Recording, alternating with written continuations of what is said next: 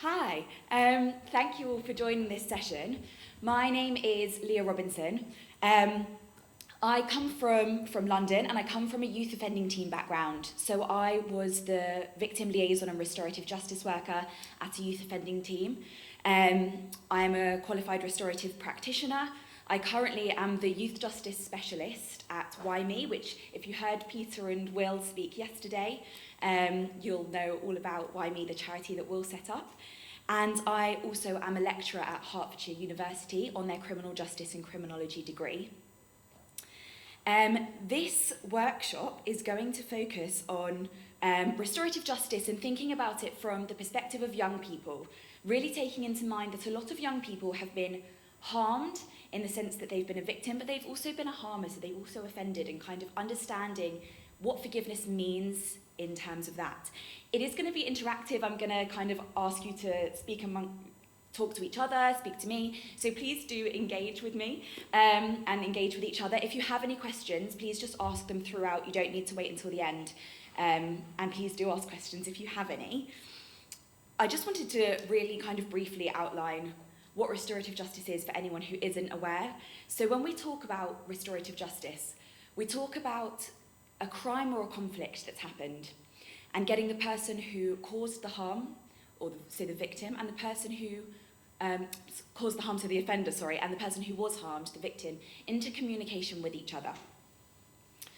There are different types of restorative justice, and throughout the conference, I think, we've mostly been talking about what we call a conference, which is direct, face-to-face meeting. But there are other types of restorative justice as well. There are indirect processes such as letter exchanges. There's something we call shuttle mediation, which is when you have almost a conversation that happens indirectly. So as a facilitator, you go to one person, you ask them, what would you like to ask the other person? You go to the other person on another day and you tell them, they have a conversation but through you. You can have restorative processes that are done COVID style through Zoom or through video and audio recordings as well. And I just wanted to raise that so that kind of full understanding is appreciated within this work.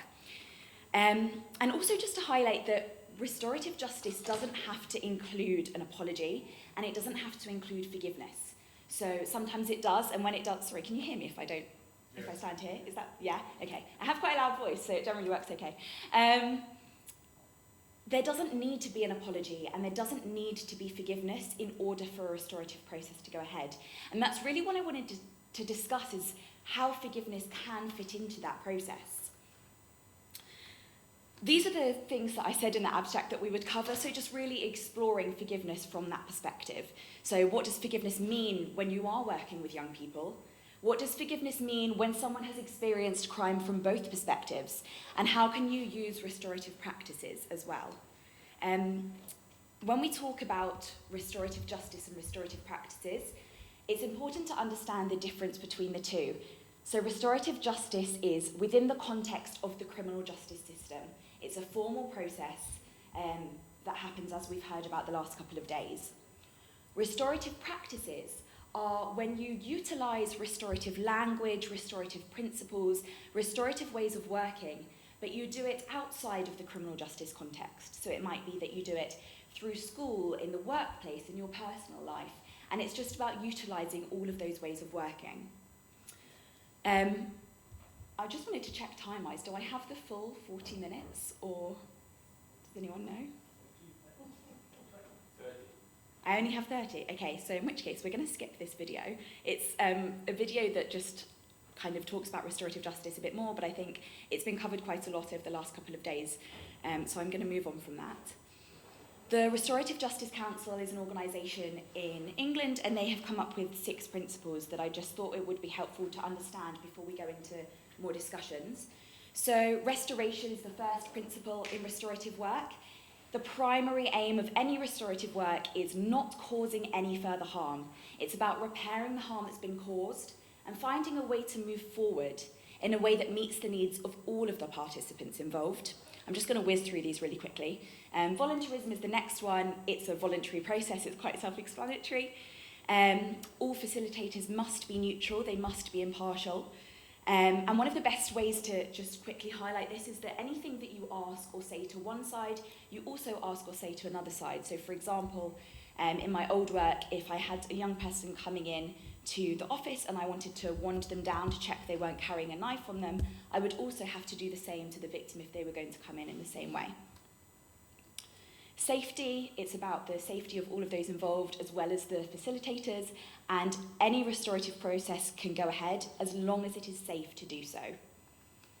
Accessibility is a really, really important one when you're working with young people, because a lot of the time people make decisions on behalf of young people.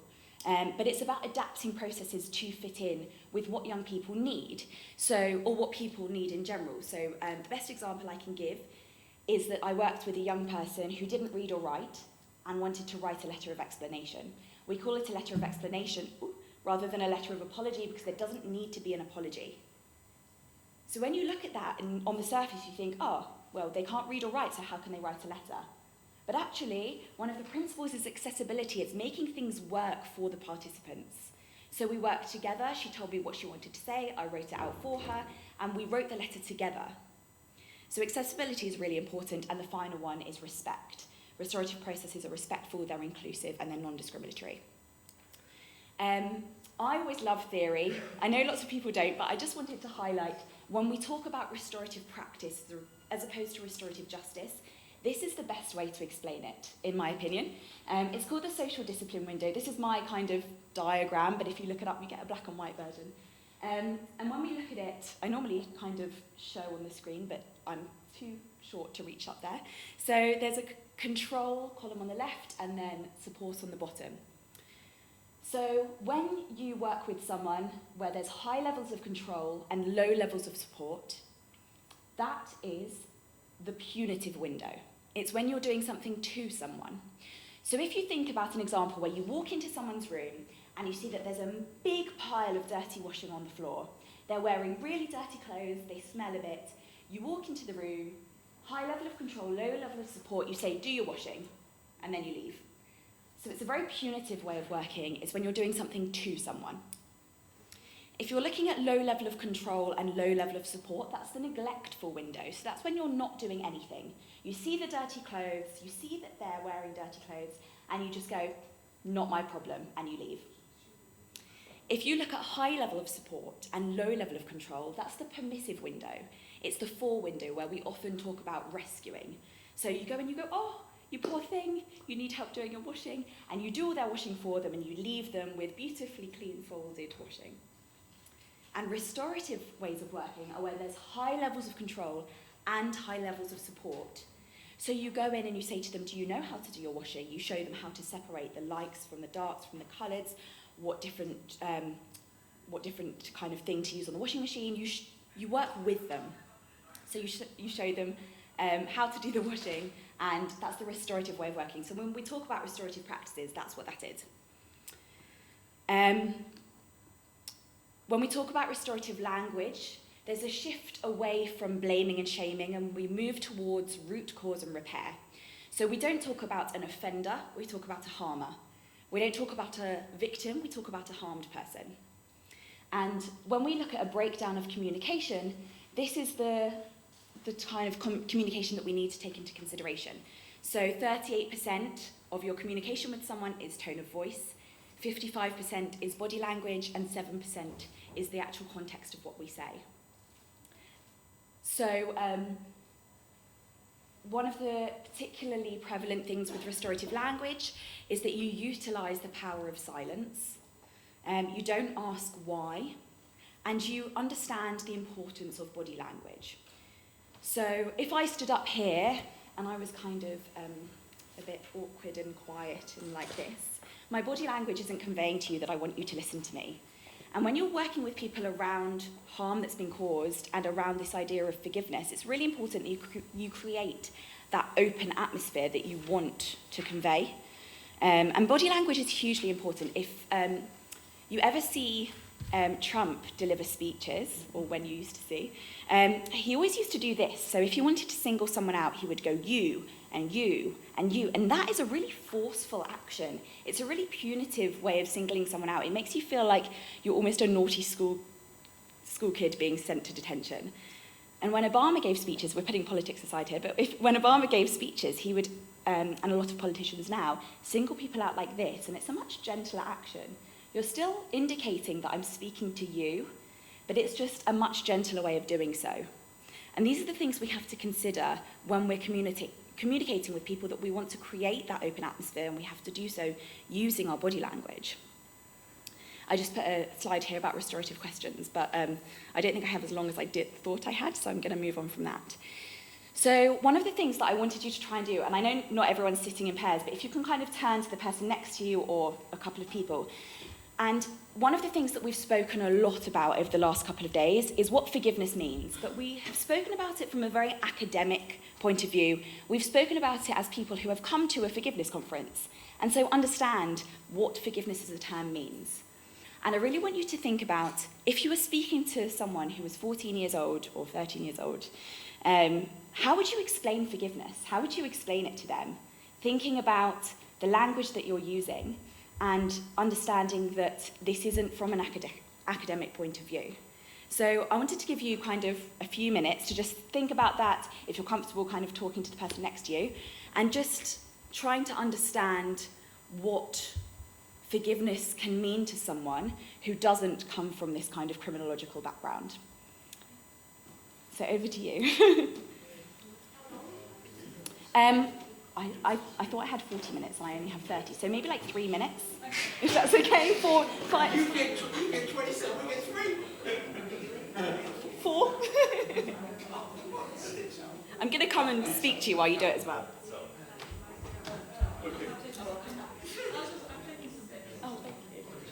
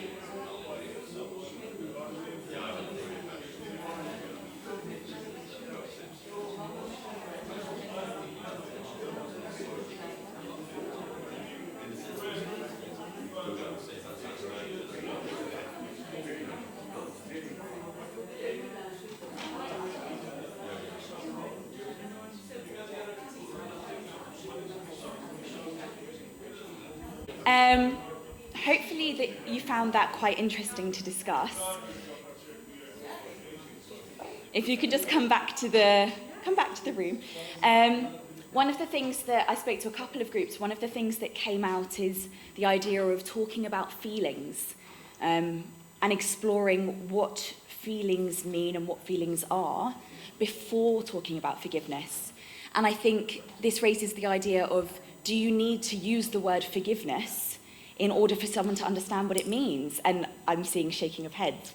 And one of the things that I think is really useful to think about within this context is, I used to volunteer at a prison, and I did an anger management course with this man, and it's called Facing Up to Conflict. It's fantastic. It's by the Alternatives to Violence provision. And the first thing that you do is there's kind of an arrow that goes up, and it gets more and more red as the arrow goes up, and it's trying to understand what different words mean to that person. So the first thing you do is you get them to put what angry, what annoyed, what frustrated, what raging means to them on that scale. So you know if they say annoyed, it means I'm down here, I'm all right. And if they say raging, it's right at the top. That's their limit of anger. And it's really interesting to think about that, because what forgiveness means to me, it might not be the same for someone else. And yes, we can have an academic understanding of forgiveness. We can have a definition within the dictionary. But what does it mean for an actual person? What does it mean for a child? And so sometimes we can explore feelings around things. We can explore a topic without actually using the word, in the same way that when I'm explaining restorative justice to a child, I never use the words restorative justice, because what does that mean? It means something to me. I'm a restorative practitioner. It doesn't necessarily mean something to someone else. So the next thing I wanted to talk about is the idea of when someone has been both harmed and harmer. And I'm going to give you 2 case study examples of people that I worked with, and then we're just going to have a bit of a discussion amongst all of us, if we're okay to do that without microphones. I can always come and sit in the middle. So I worked with one young person who stabbed someone, and then a few weeks later was stabbed. So it's a very simple, in the essence of it. He did something to someone else, and then someone did that to him. So this person has been offender or harmer, and then victim or harmed of the same offence. And then I worked with another young person who had a lot of additional needs and was very, very badly bullied over a number of years. And he didn't really understand how to process that bullying. He didn't really understand how to respond to the bullying. And at the time, all of his friends were carrying knives, so he also carried a knife. The person who was bullying him approached him, and he stabbed that person. So that's a case where there's 2 different crimes or conflicts of different natures, but still harmed and harmer in some capacity. And I really want to have a conversation about what extra factors do you have to think about when you're exploring this idea of forgiveness with someone who has been both harmed and harmer. So whether that's the case A, where it's the same offence, or whether that's case B, where they're different and of different levels, what else do you have to think about if someone's exploring forgiveness from both sides? And I'd love to do this as a kind of open discussion. If we can do so without the microphone, I think that would be great. No, we need the microphone. Oh, we need it for Zoom. Oh, sorry. Okay, right. I will run this. Maybe we can both run. Does anyone have any thoughts on that initial thoughts? This one doesn't work. Maybe this one works. Yeah. You'll help? Oh, fantastic. Oh. Okay.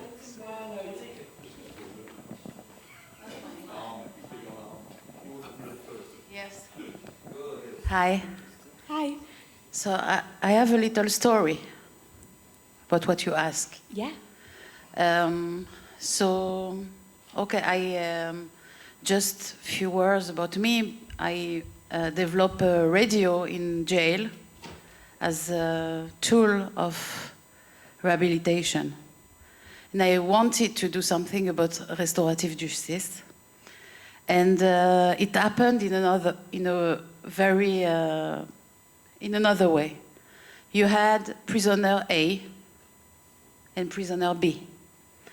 prisoner A killed the father of prisoner B. And for revenge, prisoner B killed the brother of prisoner A. And they are in the same jail, okay? The prisoner A went to be a radio, in our radio, and he was speaking about his crime. And he was talking about how he's sorry for this crime, and how he changed the whole family story. And he was so sorry that he did that. Prisoner B was in his cell, and he was listening to that. We didn't know about it. So after a few months, prisoner B wanted to be in the radio too. He wanted to be a prisoner that working in the radio. And he tell us, I want to come to the radio and to become a prisoner that work in the radio because I want to do the same. So he came and he learned to be a broadcaster. And the first thing he done, he asked for someone to interview and ask the same question than prisoner A. So prisoner A wasn't anymore in this prison, so we check how is he, where is he, and we ask to the officer to be sure that he will be in his cell when we are going to broadcast this program. So prisoner A was in his cell, and prisoner B was talking about the crime that he believed prisoner A, and they grew up together, their cousin. And they love, he love him, and he believe him, and prisoner A listened to that, and we closed the story. It was a blood revenge, very bad, and this is one way. They just talk about how they feel, and how they are sorry. And they talk from the heart about the story of their family that being changed, like everything changed with this story. And I think that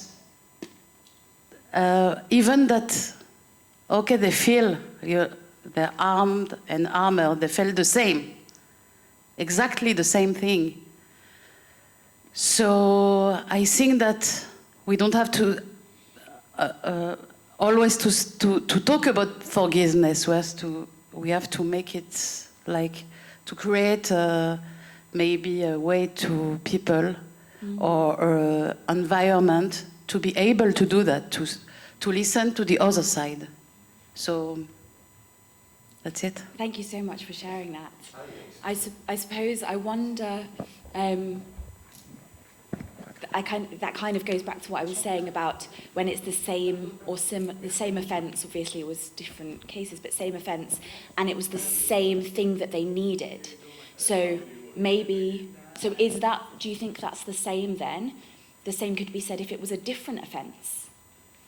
Do you think if the revenge had been taken out in a different way, they would have needed the same thing, or do you think you would have needed to tackle it in a different way?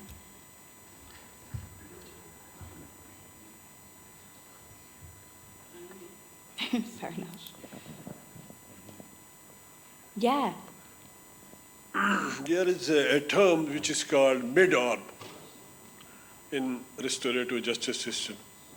Our elders, they go to one party, one group, and their family. Victim is there, but around family is also.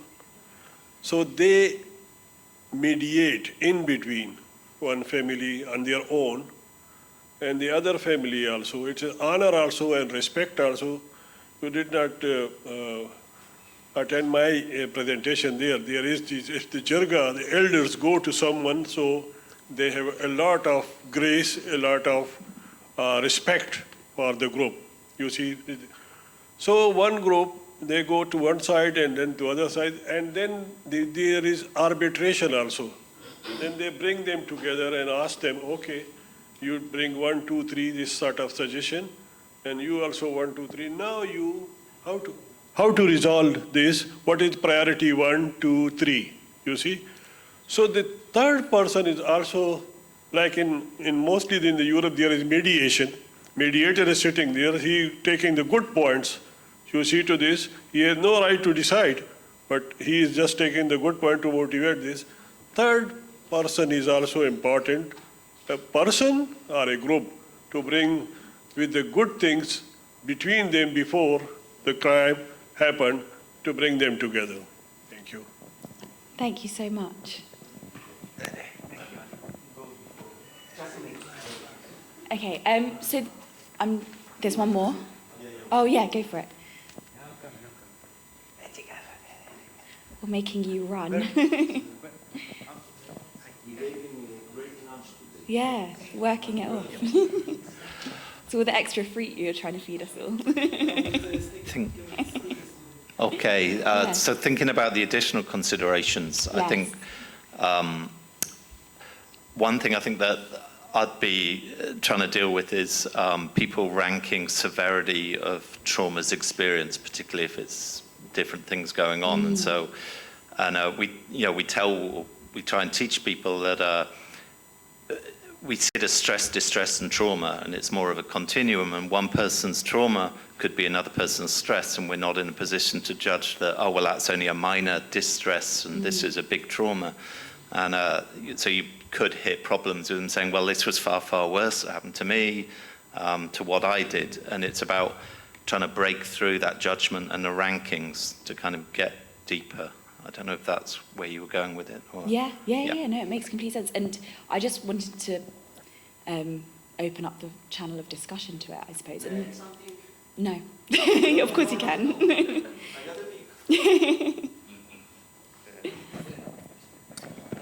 Some years ago, I was invited into the rehabilitative wing of one of our prisons.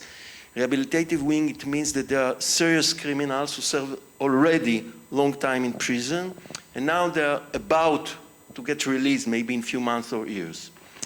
And there were 40 these serious-looking men, some of them very tough. And some of them I knew from the news, because they did really serious crimes, like killing many people, etc. And I looked at them and I say, I'm going to tell you two things. The first, since you are here in this rehabilitative wing and you already served a long time in prison, it means that someone thought that you did very serious crime. I never blame them, they are prisoners. They say they never did it, okay. The second thing is, if you did such a terrible thing, it means someone did to you something very terrible. Someone harmed you. And now, if it's true, you're going to go out of jail. But if you didn't forgive the person who harmed you, you are not going to be released from your inner jail. It was like doing this in the soft belly to 40 men. They were like this. And there was a lot of sharing. Few years later, maybe 1 year ago, I was interviewed by a prisoner in the Radio Focus. And I told him this story because it's about forgiveness therapy and positive criminology, etc. And I told him, and I said, 40 serious-looking prisoners were punched in the soft belly, and he added 41 now.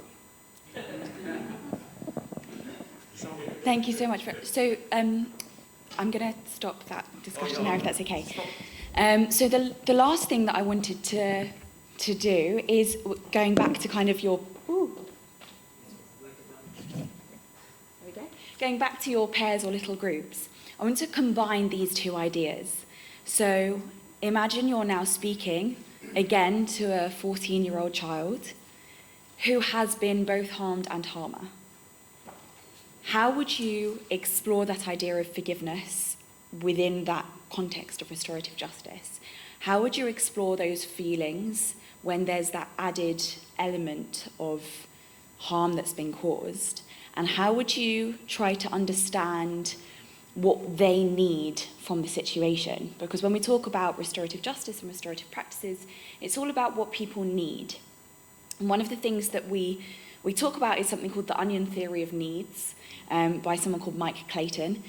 And it's the idea that when you are speaking to someone, you want to try and peel back the layers of the onion. So when you first speak to someone, you get their positions, which is what they say they want. When you peel back a layer, you get to their interests, which is what they really want. And when you peel back another layer, you get to their needs, which is the core of what they must have. And that doesn't change. So the positions and the interests can be flexible, but if you need to deal with that inner core need. So for example, someone says, I need to change my class schedule. I can't come to the 9 a.m. session. I need to go to the 3 p.m. session. So their positions, what they say they want, is to go to the later session. You peel back those layers to get to the interests. And you ask them more questions, and they say what they really want is actually, they want to lie in because they're not sleeping very well. Then you peel back some more layers, and they say that actually their mum started working night shifts, so they have taken on the childcare responsibilities of their younger siblings, and they're keeping them up at night. So they need that extra sleep in the morning. So you've gone from, I need to go to a later class, to I need a proper night's sleep and a lie-in, to actually I need some support within the home. And so when we have these conversations, we want to try and peel back those layers of the onion. We want to move from the positions to get to the interests, to understand what that need really is. How can we meet that need? Because if we don't meet that need, the other things will just present themselves in a different way. So I want you to try and have a think for 3 minutes about 5 minutes. Oh, thank you very much. I've been allowed 2 more minutes. So have a think for 5 minutes. Have a discussion amongst yourselves about if you're having a conversation with someone, with a child who has been harmed and harmer, how can you try and understand their needs in relation to restorative practices, in relation to forgiveness? How can you try and approach that conversation? What kind of questions would you ask? What would you be wanting to kind of explore with them? So have a conversation for 5 minutes, try and understand how you would maybe approach that conversation, and I'll come round and try and speak to the people that I didn't speak to last time as well. So yeah, 5 minutes.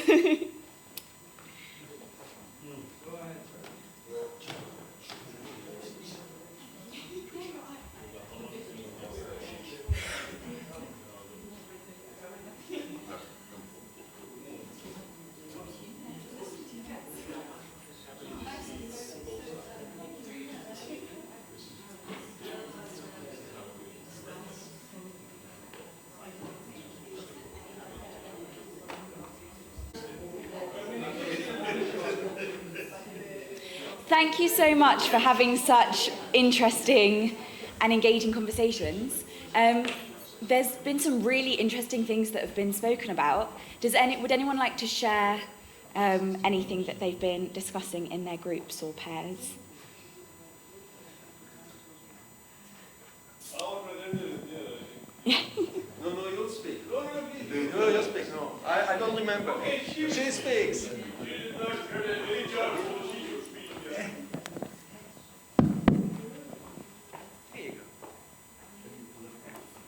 Okay. I think when I was 14 years old, a friend of mine was going through something like this as well, where she was really deeply hurt and stuff like that. So when I looked at her, of course, she's been a really close friend of mine. So I saw from her body image, everything like that, that she was definitely keeping something in her mind. So I would, when I first had the conversation with her, she didn't tell me much. Then I started talking to her again, and slowly started releasing or telling me what's happened and this, that. And then I think I told her that, as a friend, I'm always here, so you can explain to me, and if you need any help, I would do that as well. But whoever did her or this, that, I just told her as in, if you were to take some sort of actions in a similar way, think about how, if that would make you feel any better if you made someone else feel worse. you know. Yeah, Right, indeed. yeah. Thank you so much. And one of the things that was spoken about up there as well was that this idea of revenge that I wanted to really quickly, before I overrun, think about in relation to this onion theory of needs. So actually, is the need for revenge, or is the need to move forward and heal? Is the position revenge? And then when you peel back the layer, maybe the interest is for the person to understand how you've been affected. So maybe the need is to be heard, to have your voice heard. So often when people say they want revenge, they don't need revenge. They need to be heard. They need to be empowered to find their own way to move forward from what's happened. And it's so important to peel back those layers and really understand, what does someone need? What does revenge mean to them? What does forgiveness mean to them? How can we explore all of these topics within this restorative way of working, where we're really listening to people, we're really hearing people, and we're really engaging with people? Okay. I just wanted to leave you with this question, this thought that has been, I think it was mentioned this morning, but if you have been both harmed and harmer and you want to be forgiven, do you also have to offer that forgiveness? So do you have to forgive in order to be forgiven? And I just wanted to leave you with that thought. And then finally, everyone's been giving their emails. I work part-time at 2 jobs, so the best way to contact me is via LinkedIn, and that's my LinkedIn with a photo of myself. And it's been such a pleasure speaking to you. Thank you for engaging with the conversations and discussions. And I think I might have time for a couple of questions. So if anyone does have questions, ask now, or if not, you can grab me afterwards and I'll answer them with pleasure. Thank you very much.